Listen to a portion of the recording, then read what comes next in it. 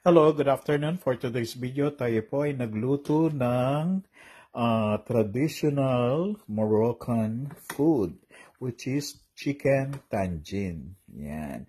So, nilagyan po natin siya ng chorizo de Bilbao, black olives, green peas, red pepper, at saka raisins para medyo manamis-namis. Actually, sa Morocco, yung ibang nilalagay nila, aside from the raisins, yung plum. Yan. Ang bango. Sarap. So, this is our chicken tangine. This is traditional food from Morocco. Ayan po.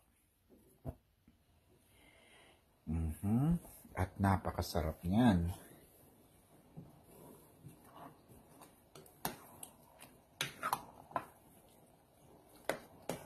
So, meron po siyang raisins, black olives, green peas, at saka chorizo de Bilbao.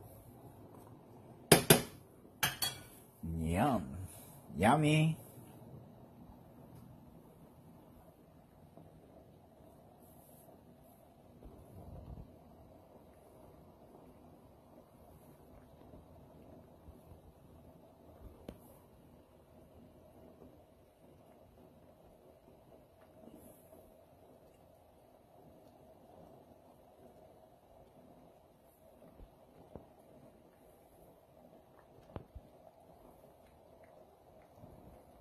Ang bango, ang sarap. Yummy. Ay, nakakagutom po. Sarap. Super sarap. Naku po. Napaparami na naman tayo ng rice nito.